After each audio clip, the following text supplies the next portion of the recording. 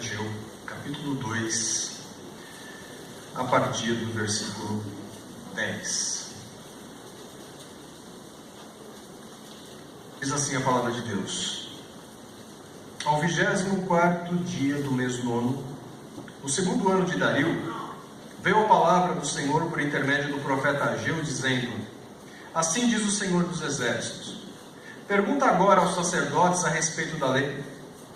Se alguém leva carne santa na orla de sua veste, e ela vier a tocar no pão, ou no cozinhado, ou no vinho, ou no azeite, ou em qualquer outro mantimento, ficará isso santificado? Responderam os sacerdotes: Não. Então perguntou Ageu: Se alguém que se tinha tornado impuro pelo contato com um corpo morto tocar alguma destas coisas, ficará ela imunda? Responderam os sacerdotes: Ficará imunda. Então prosseguiu Ageu: Assim é esse povo, e assim esta nação perante mim, diz o Senhor. Assim é toda a obra das suas mãos, e o que ali oferecem, tudo é imundo. Agora, pois, considerai tudo o que está acontecendo desde aquele dia, antes de pordes pedra sobre pedra no templo do Senhor. Antes daquele tempo, alguém vinha a um monte de 20 medidas e havia somente 10. Vinha ao lagar para tirar 50 e havia somente 20. Eu vos feri com queimaduras e com ferrugem e com saraiva em toda a obra das vossas mãos, e não houve entre vós quem voltasse para mim, diz o Senhor. Considerai, eu vos rogo, desde este dia em diante, desde o 24º dia do mês nono, desde o dia em que se fundou o templo do Senhor, considerai estas coisas. Já não há semente no celeiro. Além disso, a videira, a figueira, a romeira e a oliveira não têm dado os seus frutos, mas desde este dia vos abençoarei. Oremos mais uma vez. Santo Deus, nós clamamos a Ti, Senhor, que a Tua palavra possa, tendo sido explicada, lida e exposta, surtir efeito na vida do Teu povo.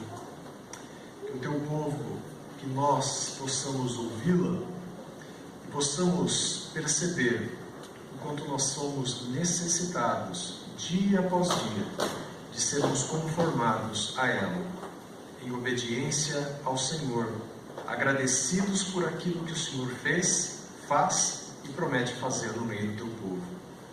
Que seja, Senhor, a nossa santidade o nosso objetivo em glorificá-lo. É o nosso pedido que fazemos. Jesus. Amém. Meus irmãos, nós há alguns meses tivemos a oportunidade de dar início a uma série de exposições no livro do profeta Ageu. Já faz algum tempo, é verdade? Foram 3 as oportunidades que nós já havíamos tido, e nessas 3 oportunidades nós vimos 2 dos sermões de Ageu até então. Na primeira oportunidade nós vimos que na sua primeira palavra, na primeira vez que a palavra de Deus veio a Ageu e ele a comunicou ao povo, nós vimos como aquele povo, o povo de Deus, não dava prioridade para Deus. E não colocava Deus como centro da sua vida. E preferia, segundo as suas próprias palavras, dizer que não era tempo de construir a casa de Deus, enquanto eles tinham casas finamente acabadas. Na segunda oportunidade, nós vimos como que o povo respondeu à mensagem de Ageu. E nós vimos que eles responderam se colocando no trabalho de reconstrução do templo. Eles responderam positivamente àquela primeira mensagem, àquela primeira palavra que Ageu havia trazido, por ordem de Deus.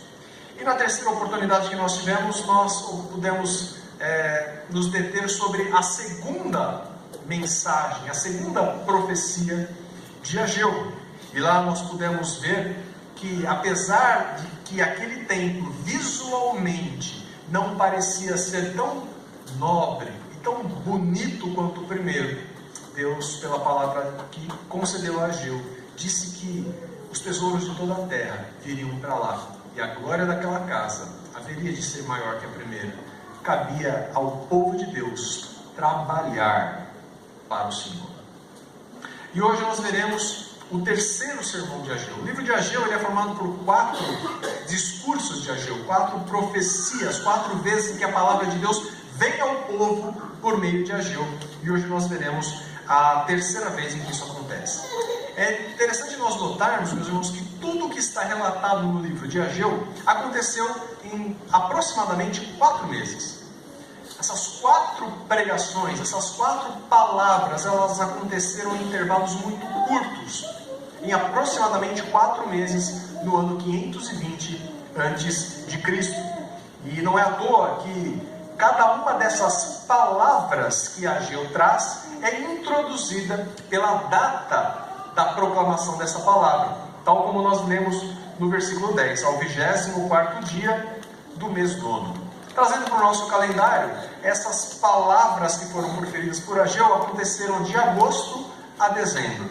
E a palavra que nós veremos hoje é uma dessas que aconteceu em dezembro. A terceira e a quarta aconteceram no mesmo dia. No mesmo dia Deus mandou Ageu falar 2 vezes. E nós vamos ver a primeira dessas palavras.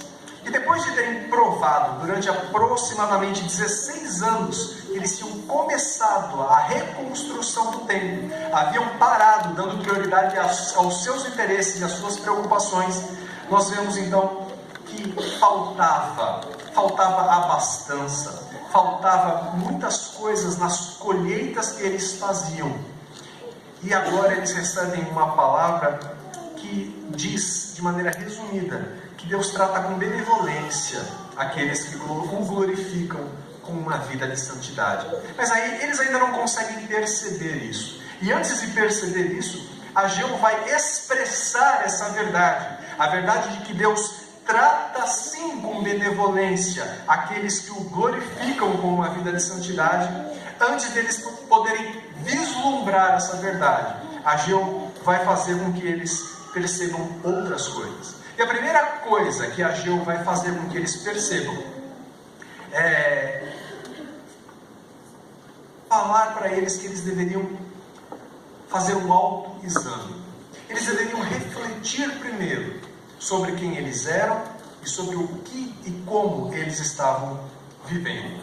Percebam que logo no versículo 11 há uma indicação de como esse autoexame que eles deveriam fazer, em que esse autoexame deveria ser baseado. O versículo 11 diz: assim diz o Senhor dos Exércitos, pergunta agora aos sacerdotes a respeito da lei. Meus irmãos, quantas vezes nós não nos damos conta que nós precisamos parar e refletir sobre algo que tem acontecido nas nossas vidas? Muitas vezes. É bom que nós façamos isso. Mas nem sempre nós tomamos como base para esse exame o critério correto. E muitas vezes nós ouvimos o aconselhamento de pessoas que não têm um critério adequado para que sirva de base para a nossa reflexão. Muitas vezes a nossa reflexão e o nosso autoexame está baseado naquilo que nós ouvimos, tais como existem os teólogos na internet, existem os psicólogos na internet também, não é? Ou os psicólogos do nosso trabalho. Não estou falando daqueles que de fato são, estou falando daqueles que não são, mas se julgam ser. E às vezes, muitas vezes, nós nos examinamos à luz de princípios que não são os mais adequados. E é curioso e é interessante nós notarmos que esse autoexame deveria ser feito à luz da lei de Deus. Percebam que a palavra que Deus envia a Ageu é: pergunta agora aos sacerdotes a respeito da lei. Eles não deveriam perguntar qual é a opinião pessoal dos sacerdotes, nem a opinião pessoal dos seus amigos mais próximos, mas a pergunta deveria ser feita aos sacerdotes, e deveria ser feita a respeito da lei. Não interessava o que as pessoas achavam ou deveriam aconselhar. O que interessava é o que a lei dizia a respeito da pergunta que iria ser feita. Percebam que o autoexame do povo de Deus deve ser feito à luz da lei de Deus. As nossas vidas e aquilo que nós temos vivido, vivenciado, experimentado, quantas vezes a gente se pergunta, mas por quê? O que está acontecendo? Em alguma circunstância nós nos esquecemos de nos aconselhar e de nos examinar à luz da Escritura. É ali que nós devemos procurar a resposta. E é curioso nós notarmos que a palavra lei ali é a palavra Torá, que nós conhecemos e nós usamos normalmente para nos referirmos aos 5 primeiros livros da Bíblia.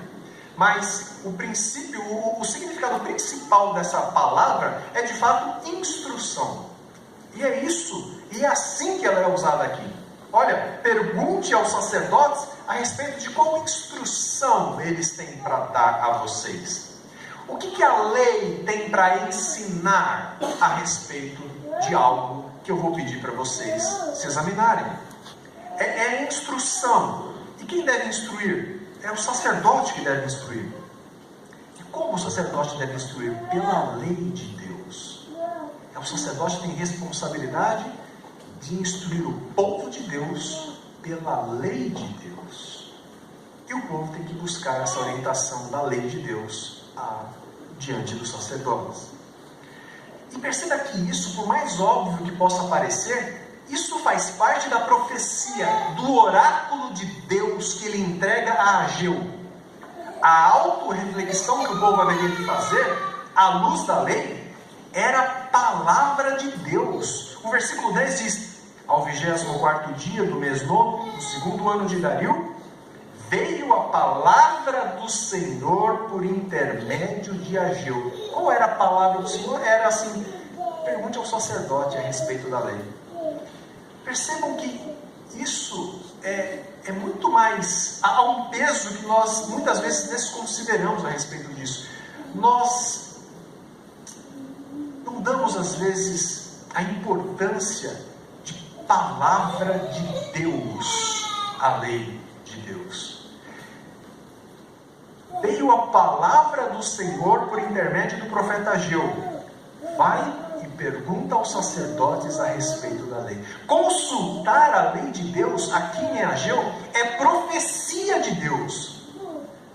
E às vezes as pessoas imaginam, popularmente, que a profecia que vem de Deus há de ser algo além da palavra de Deus. Isso que nós lemos agora contraria totalmente esse senso comum e popular.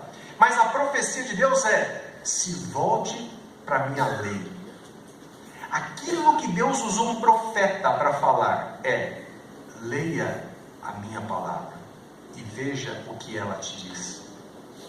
Quantas vezes nós nos perdemos e nós nos demoramos querendo aguardar aquilo que Deus tem para as nossas vidas. O que Deus quer que eu faça?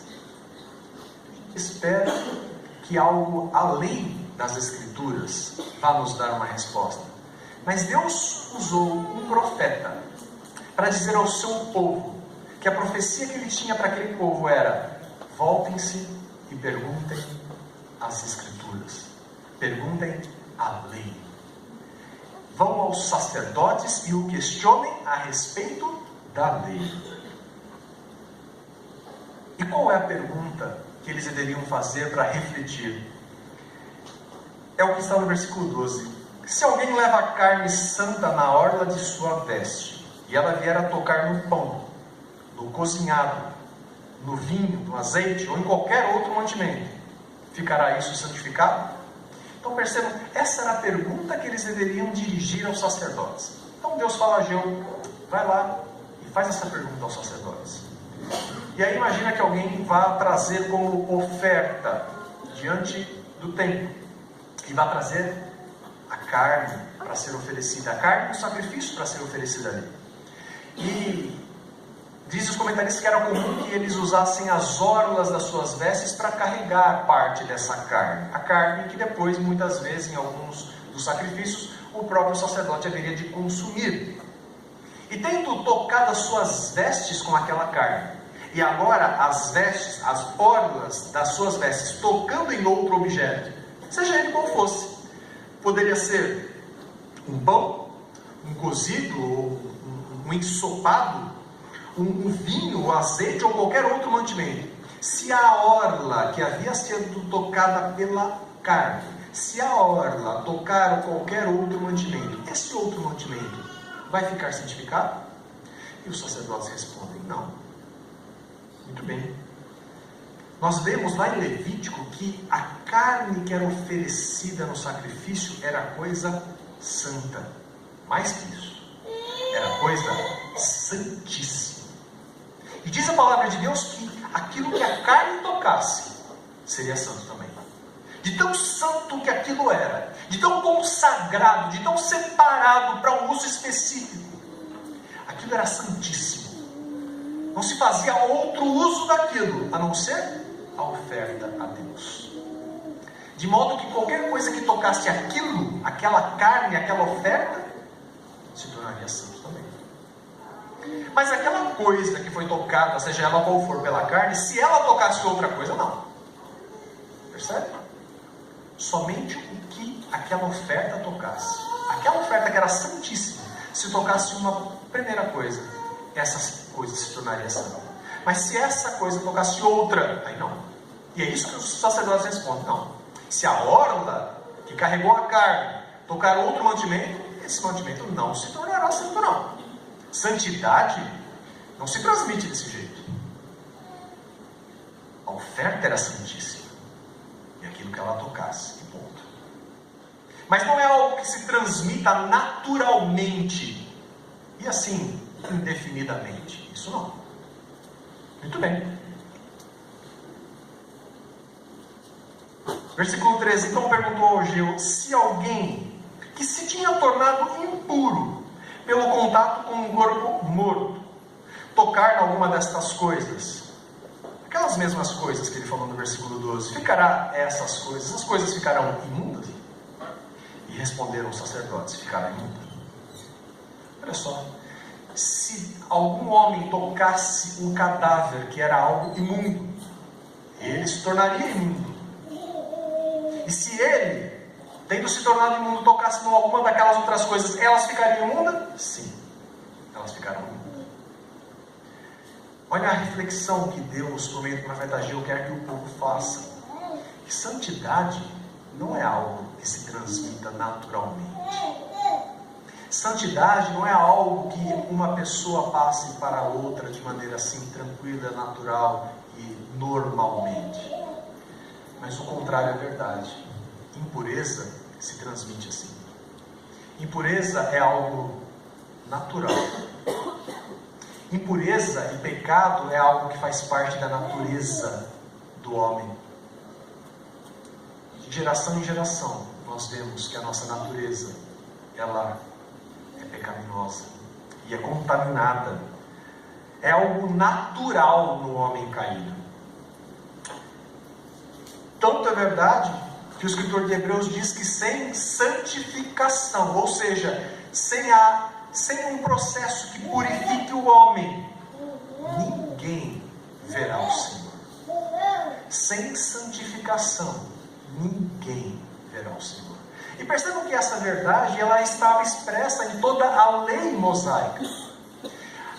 O conceito de pureza e impureza tinha um aspecto cultico. Era uma questão de como se apresentar diante de um Deus santo, de um Deus puro, de um Deus que não conhece o que é pecado, que não compactua com o erro. Como que alguém pode adorar a Deus e um Deus santo, sendo alguém impuro? A lei provia meios para que essa impureza fosse removida e que aí sim o ofertante pudesse se apresentar diante de Deus de modo que ele e sua oferta fossem aceitos diante de Deus. A questão da pureza e da impureza é uma questão cultica. Hoje nós não percebemos talvez com a mesma veemência, com a mesma intensidade que o povo do Antigo Testamento percebia, mas eles não ousavam se apresentar diante de Deus sem estarem puros para fazer aquilo. Os poucos que apresentaram fogo estranho diante de Deus foram consumidos ali, de modo que não se concebia poder apresentar-se impuro diante de um Deus puro. Meus irmãos, Deus então faz com que eles concluam a respeito dessa reflexão. Santidade não se transmite de maneira natural, mas impureza sim. Versículo 14 ele conclui: então prosseguiu Ageu, assim é este povo e assim esta nação perante mim, diz o Senhor. Assim é toda a obra das suas mãos e o que ali oferecem, tudo é imundo. Essa era a palavra de Deus por meio de Ageu para aquele povo. O que vocês estão oferecendo, vocês estão agora reconstruindo o templo, mas eu quero dizer uma coisa para vocês: aquilo que vocês têm oferecido diante de mim é imundo. O que vocês têm feito agora, que vocês começaram a reconstruir o templo, não é santo, é imundo. Assim é. E sabe por que é imundo? Porque vocês são impuros. Porque é pecado em vocês, e a obra das suas mãos é impura. Perceba que Ageu diz: assim é esse, assim como? Assim é esse povo, assim é essa nação. Assim? Como? De que maneira? Assim como ele acabou de falar no versículo 13, imundo. Imundo desse jeito é o povo que está diante de mim. Os irmãos, vejam a palavra de Deus que veio ao povo de Deus por meio de um profeta de Deus. Dizer que o povo que estava ali, querendo servir a Deus naquele tempo, era imundo. Tudo aquilo que ele apresentava diante de Deus era imundo. Todas as obras das mãos de um pecador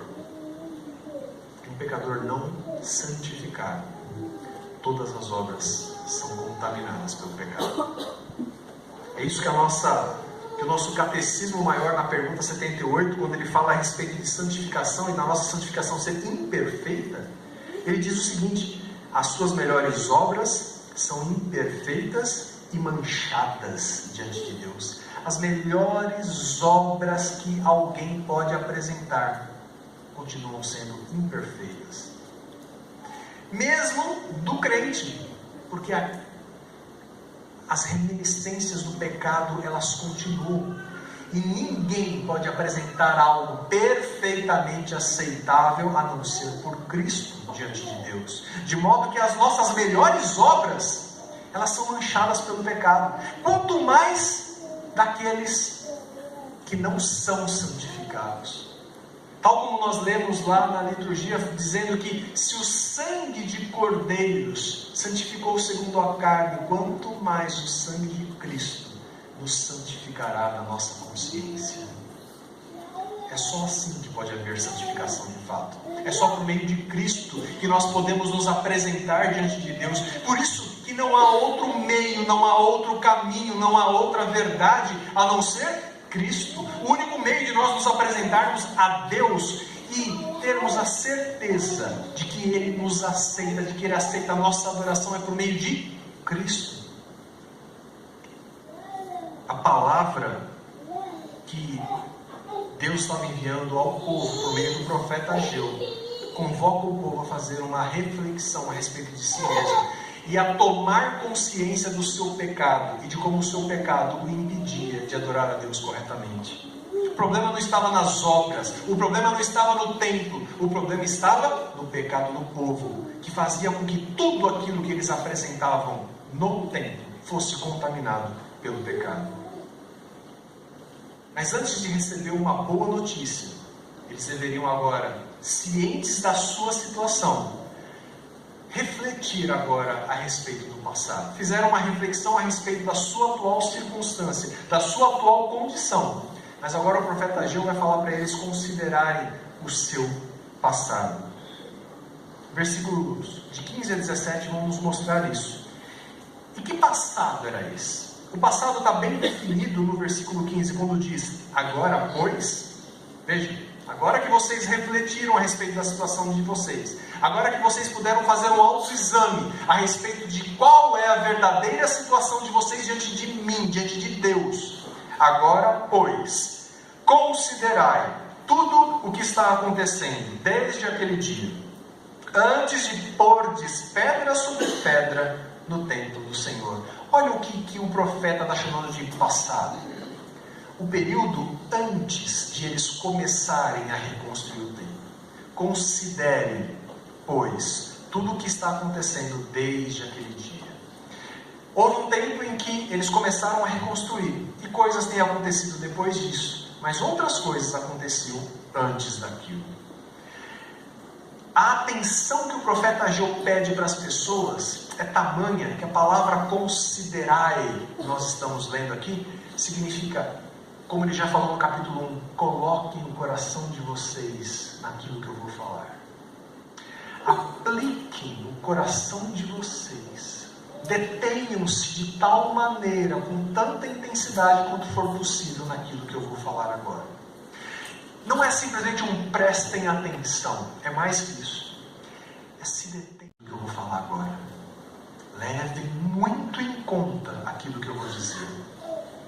Eles não deveriam se esquecer de como eles eram antes daquele momento. Eles iam colocar o coração deles nessa questão. E como era o passado deles? No versículo 16: antes daquele tempo, alguém vinha a um monte de 20 medidas e havia somente 10. Vinha ao lagar para tirar 50 e havia somente 20. Do que o profeta está falando? Ele está falando daquilo que nós lemos lá no capítulo 1, versículo 6. Olha só o que ele diz. Ele diz assim: tendes semeado muito e recolhido pouco. Comeis, mas não chega para fartar-vos. Bebeis, mas não dá para saciar-vos. Vestimos, mas ninguém se aquece. E o que recebe salário, recebe-o para pô-lo num saquetel furado. É disso que ele está lembrando. Olha como vocês eram antes de vocês começarem a colocar pedra sobre pedra na reconstrução do templo do Senhor. Vocês eram assim. Ele está fazendo referência a um monte, né? Ele diz: alguém vinha a um monte de 20 medidas. Quando a gente lê o livro de Ruth, nós vemos que em determinado momento Boaz vai se deitar próximo a um monte de trigo. É essa a referência. Eles colhiam e ajuntavam em montes. E alguém chega a um monte de trigo e espera ali encontrar 20 medidas de trigo. Mas ele vai lá e ele encontra só 10. Da mesma forma, alguém vai lá no lagar, que é o local onde se pisam as uvas para se produzir o vinho. E a pessoa vai lá e ela espera tirar uma cuba de 50 medidas. E quando ela sai do lagar, ela só sai com 20, menos da metade. O que ele está falando? Ele está falando assim: olha, agora que vocês fizeram um autoexame a respeito da situação atual, olhem para o passado. Veja como vocês eram antes de serem despertados para reconstruir o templo. Olha como vocês eram. Vocês vinham ao monte esperando que tivesse muito trigo e tinha pouco. Vocês iam no lagar esperando que vocês iam levar muito vinho para casa e tinha pouco vinho. Só tinha decepção, só tinha carência, só havia falta de abundância, falta de fartura. É isso que havia no meio de vocês. Será que vocês não lembram disso? E vou falar mais, sabe quem causou tudo isso? Versículo 17 diz: eu vos feri com queimaduras e com ferrugem e com saraiva em toda a obra das vossas mãos, e não houve entre vós quem voltasse para mim, diz o Senhor. Tudo aquilo havia sido causado por Deus. Deus havia feito aquilo. Olha o que ele fez. Ele os feriu com queimaduras, com ferrugem e com saraiva. Tudo isso é aquilo que prejudicava a plantação. As queimaduras é o calor que provocava o mofo da plantação. A ferrugem é uma doença que empalidece o grão e tira a cor do grão.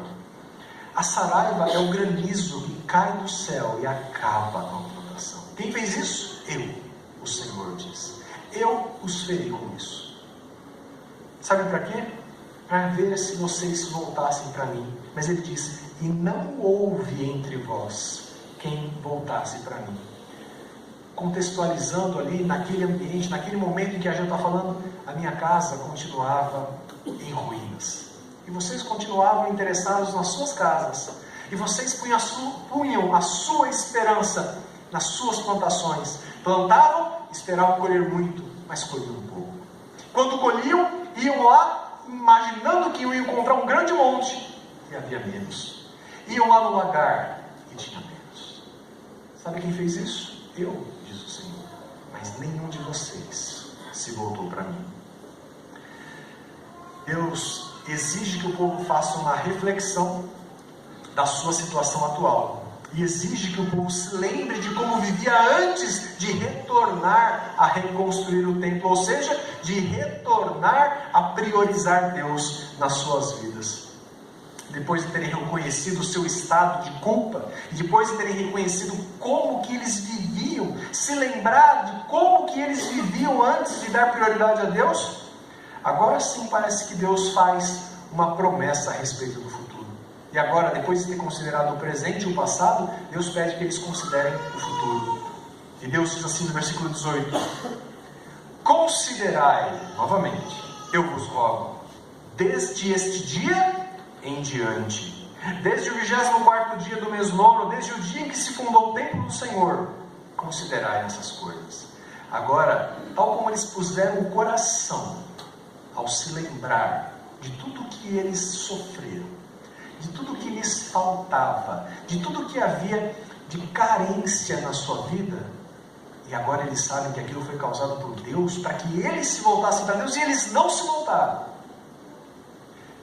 Eles só se voltaram quando a palavra de Deus despertou o espírito do povo. Agora Deus fala: agora põe o seu coração no que vem pela frente. Apliquem-se de todo o coração no que eu vou falar agora a respeito do futuro de vocês. Irmãos, ele haveria de falar algo a respeito de como eles deveriam viver. Obediência em servir a Deus foi um marco na vida daquelas pessoas. Quando eles obedeceram e passaram a servir a Deus e a priorizar Deus por meio do seu trabalho dedicado na reconstrução do templo, aquilo expressava a prioridade que Deus tinha na vida deles. E quando eles obedeceram a palavra que ouviram lá no primeiro sermão de Ageu, aquele momento foi um marco na vida deles. E a partir daquele momento, é o que Ageu vai falar agora: põe o coração naquilo que está acontecendo e naquilo que haverá de acontecer. O que Deus requer do seu povo é a obediência à sua palavra. É um povo não mais impuro, mas um povo purificado, santificado. Pois essa é a vontade de Deus, diz Paulo aos Tessalonicenses, a vossa santificação. É isso que Deus quer. Quer um povo que tenha e que dê glória a Deus por meio da prioridade que Deus tem na sua vida. E você vai mostrar isso por meio da santificação na sua vida. E ele fala isso: ponham o seu coração nisso. E complementa no versículo 19: já não há semente no celeiro.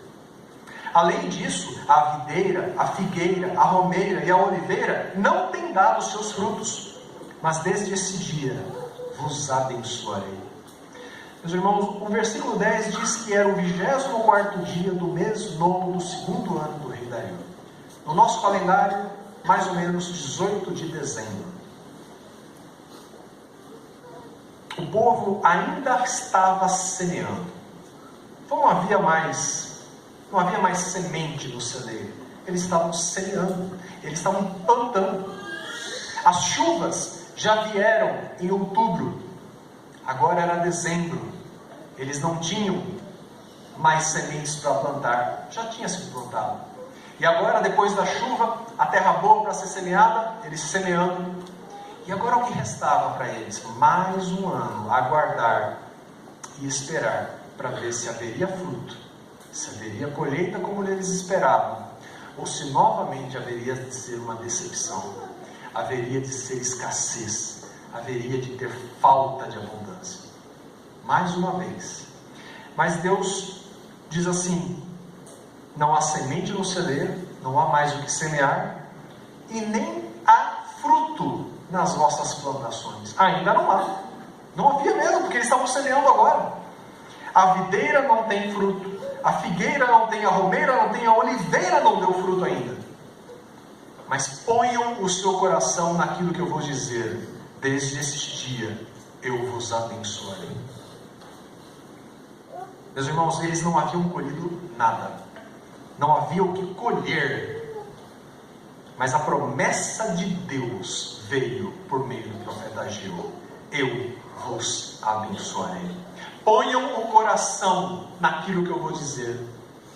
Daquele dia para trás vocês não tinham nada, mas daquele dia para frente eu vos abençoarei. Por quê?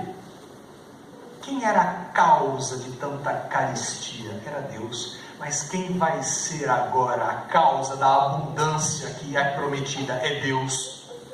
Aquele povo precisava entender que não eram as intempéries do clima, que não eram os problemas do solo, mas era Deus agindo em meio àquele povo, para que aquele povo se voltasse para Deus. Mas ele não se voltou. Ele só se voltou quando a palavra que veio por intermédio do profeta Ageu despertou o espírito daqueles homens, e eles se deram conta de que o que eles deveriam fazer era servir a Deus. E a expressão de servir a Deus naquele momento era reconstruir o templo, era dar prioridade. E Deus vem falar agora: vejam, ponham o coração nisso, percebam a impureza de vocês, mas agora eu vos abençoarei. Mas agora que vocês mudaram, agora que vocês foram motivados pela minha palavra, agora que de fato vocês têm me glorificado ao priorizar o meu trabalho, agora eu vos abençoarei. Meus irmãos, Deus trata com benevolência aqueles que o glorificam com uma vida de santidade. A nossa santidade é a expressão do nosso desejo de priorizar Deus na nossa vida, não é? Como é que nós vamos priorizar Deus? Tal como nós ouvimos e cantamos no hino: quanto mais tempo nós tivermos com Deus, vamos ser mais santos, e nós vamos gozar mais do nosso relacionamento com Deus. É isso que demanda tempo, é isso que demanda, e Deus nos avisa e nos chama e pede para que nós coloquemos o nosso coração nessas coisas. Que nós não pensemos e não façamos um autoexame de nós mesmos com respeito a critérios que não têm a ver com a palavra de Deus. Que nós percebamos que o nosso pecado faz com que as nossas melhores boas obras sejam manchadas pelo pecado. Mas aqueles que, tocados pela palavra de Deus e regenerados por essa palavra que santifica e dá vida, vão então priorizar Deus nas suas vidas e vão buscar uma vida de santidade. E Deus trata com benevolência, Deus trata com graça, Deus trata com misericórdia, Deus trata com uma abundância de amor aqueles que Ele mesmo santifica e que Ele escolhe para servir. Como que aquele povo que agora servia a Deus e procurava buscar o Senhor antes das demais coisas, como que esse povo poderia compreender as grandezas que Deus tinha reservado? Como que aquele povo do ano 520 a.C. podia imaginar, podia contemplar as bênçãos que Deus tinha reservado para o seu povo. Como? Como que eles podiam tatear as bênçãos de Deus? Por meio de uma colheita farta. As bênçãos materiais que a gente vê no Antigo Testamento era o meio que Deus escolheu para mostrar para aquele povo as bênçãos celestiais que Ele tem para o seu povo. Aquilo era a sombra do que estava por vir. Aquilo era só uma antessala daquilo que Deus tem reservado para o seu povo, para um povo santo, para um povo sem mácula. Como compreender essas bênçãos reservadas àqueles que creem? Deus trata com benevolência aqueles que o glorificam por meio de uma vida de santidade. Tal como Paulo escreveu aos Coríntios dizendo: tendo, pois, ó amados, tais promessas, purifiquemo-nos de toda impureza, tanto da carne como do espírito, aperfeiçoando a nossa santidade no temor de Deus. É a mesma mensagem que o profeta Ageu havia passado ali. Paulo fala depois aos Coríntios que nós, baseados nas promessas de Deus, devemos nos purificar de toda impureza, aperfeiçoando a nossa santidade no temor do Senhor. O que é santificação? O breve catecismo diz que santificação é a obra da livre graça de Deus, pela qual nós somos renovados em todo o nosso ser, segundo a imagem de Deus, habilitados a morrer cada vez mais para o pecado e viver para a retidão. Era isso que aquele povo precisava. Morrer cada vez mais para o pecado e viver para a retidão que glorifica a Deus. É isso que o povo de Deus precisa hoje. É isso que o povo de Deus de todas as épocas precisa. Morrer cada vez mais para o pecado e viver para a retidão. Essa é a vontade de Deus para vós, a vossa santificação. Diante dessa promessa, Deus trata com graça e com benevolência aqueles que o glorificam por meio de uma vida de santidade. Como que nós vivemos isso na nossa vida? Servir a Deus com fidelidade e em obediência traz glória a Deus. Como glorificar a Deus? Vivendo uma vida de obediência e de fidelidade à palavra de Deus. Isso traz glória a Deus. Deus é glorificado assim, quando nós priorizamos Ele na nossa vida, não como aqueles homens antes daquela data estavam vivendo. Nós podemos até não entender aquilo que está acontecendo nas nossas vidas, mas Deus tem propósito, tal como tinha propósitos naquele povo. Mas só a palavra de Deus despertou aquele povo para servir a Deus. Para nós, que já fomos alcançados e santificados por esse sangue que de fato santifica e purifica a nossa consciência de toda a obra do pecado, o legítimo serviço a Deus é realizado só por um povo santificado, mesmo que as nossas melhores obras ainda sejam manchadas. Mas um legítimo serviço a Deus só é aceito por Deus quando é feito pelo povo de Deus. Nem as nossas desculpas, como também as desculpas daquele povo não foram aceitas, nem as nossas desculpas, nem o nosso serviço manchado pelo pecado são aceitos por Deus. Mas só um serviço que é santificado por meio de Cristo.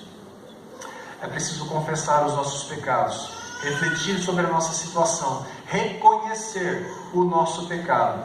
E aí, uma vez perdoados, já tendo sido justificados, nós vivemos uma vida de santidade.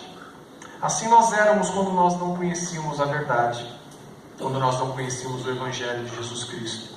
Mas agora nós conhecemos. Precisamos viver essa verdade.